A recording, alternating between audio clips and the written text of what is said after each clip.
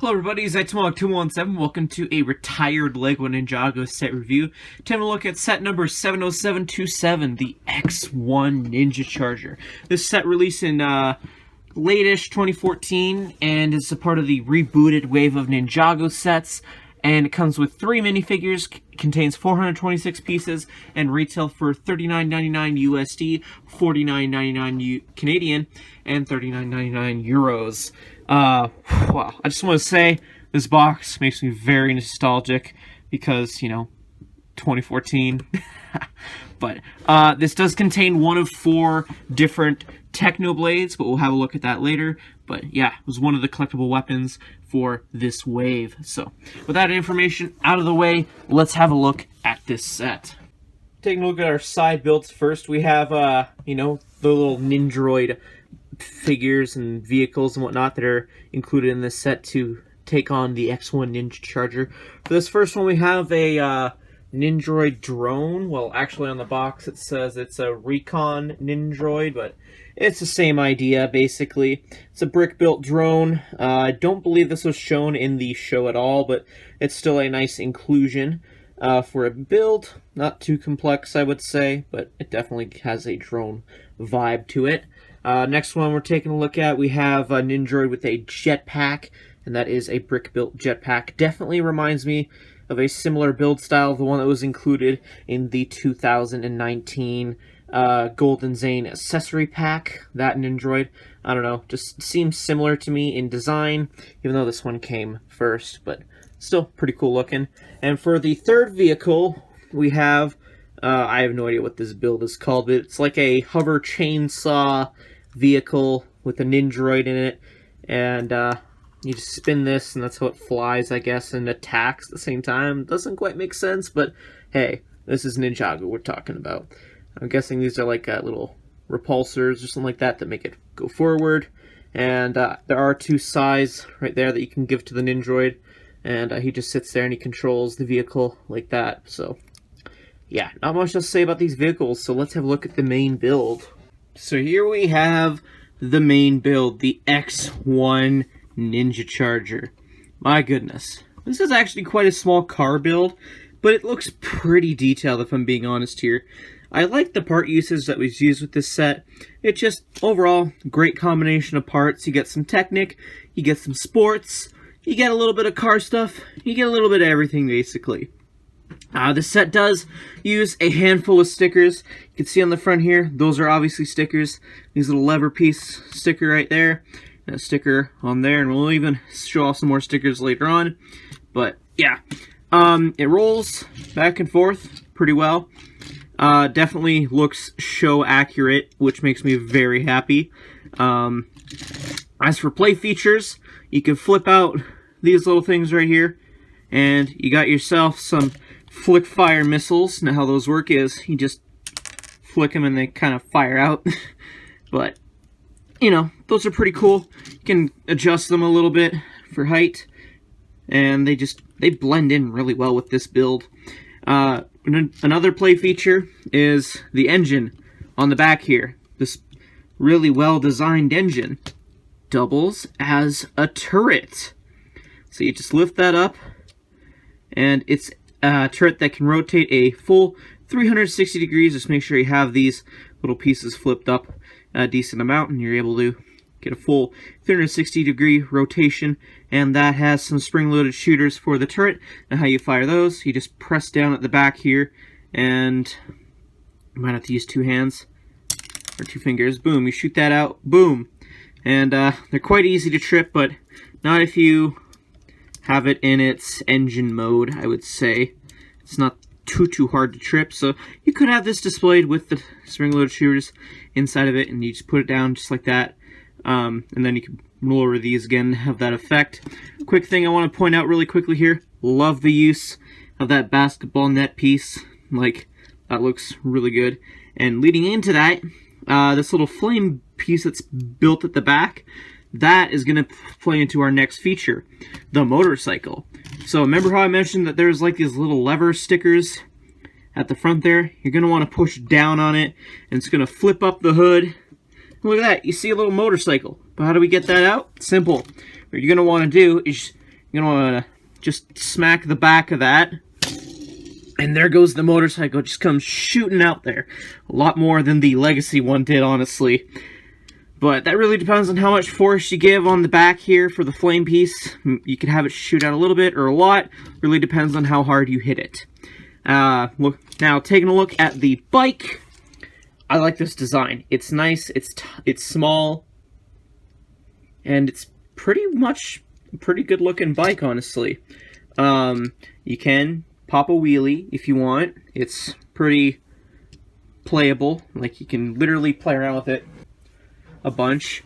I mean, like, I've had tons of hours of fun just messing around by going skrr, skrr, all around with just this motorcycle. I like it. Now, before I move on to anything else, there are some stickers here. And normally, for a motorcycle build, I'd complain about how the heck this guy would control it. In the show, Kai literally was flailing about as Pixel was controlling the motorbike as it went forward. So, for that reason, I'm going to give it a pass for not having any handlebars or whatever to control the motorcycle, because technically it's automated. You can have Pixel or some other computer person control the motorcycle for you. Use your imagination, it's up to you. But yeah, minifigure just sits in right there. Now, if you're wondering how the heck do I get this bike back in the car, simple. Lift back up the hood, and you can kind of see where that little Technic pin is, right in the middle. It's going to plug right into there. You push this all the way back. It's going to take a little bit of pressure, but lift it up a little too, actually.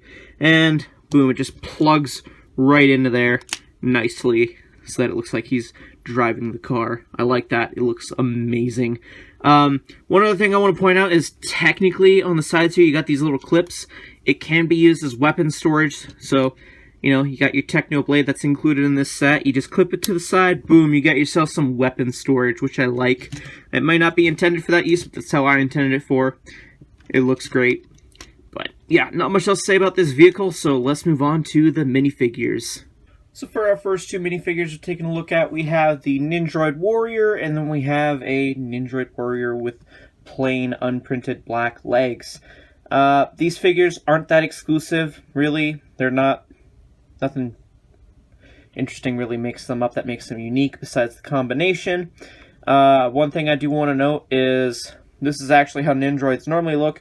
This is not. This is normally a Ninjroid drone, or just a regular Ninjroid looks like without the mask. Speaking of the masks, let's remove those to have a better look at the facial prints.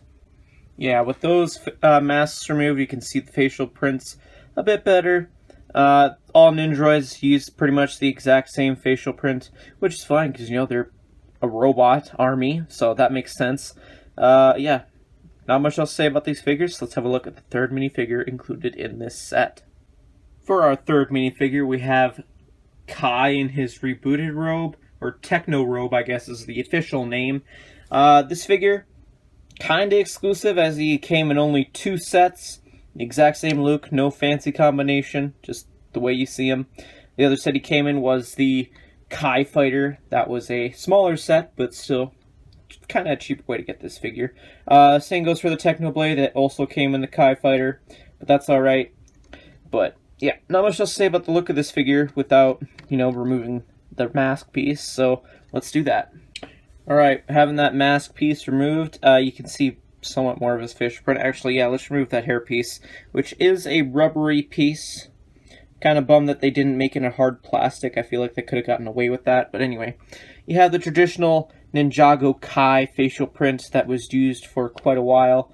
My goodness, the nostalgia. I actually kind of like this outfit for the ninja. It's simple, but kind of unique looking. So I kind of like it for that reason. Yeah, not much else to say about this figure, so let's move on with what else is included in this set. Taking a look at the instructions included in this set, you do get 2 instruction booklets, so we'll take a look at the first one. For some reason, you have just these 2 sets labeled for the rebooted wave, so I like the detail, but kind of wish that they had the others just kind of going along there. But yeah, you have the number 1 here to show that this is book number 1. And typical building instructions for a 2014 Ninjago set. I do like that shows some blueprints for the Ninjroids every few pages. Just nice detailing in the instructions that I really seem to like. Just me, maybe, but yeah. And this basically is to build the motorcycle as well as the Ninjroid vehicles. You get an advertisement for Ultra Agents, surprisingly. And doesn't even tell you to go to book 2, so... But we'll have a look at book 2 right now, because it's right here. So, same thing, 70727 with number 2. Show this is book number 2.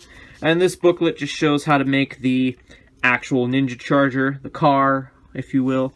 And yeah, got that blueprint detail. Love it. And flipping all the way to the back, you can see the play features we showed off earlier. The parts listing. Some more of the play features. An advertisement for the LEGO Ninjago Rebooted game. And then some advertisements for other Ninjago sets that are pretty cool looking. In terms of extra parts, this is what I got in my copy of the set. Overall, I kind of like this 2014 set. You know, it's a car with a lot of play features, and you get some Ninjroids with it too. So I'd say, yeah, definitely pick this up if you're thinking about it. I definitely would go as far as to say that this is better than the remake. Just overall, it's smaller, it's got more play features in it, and, you know, the minifigures are kind of a little bit cooler. So, yeah, pick it up if you're looking at it. But, yeah.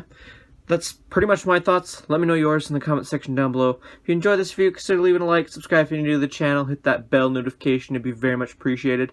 And yeah, again, thank you so much for watching, and I'll see you all in a future video. Till then, see you later.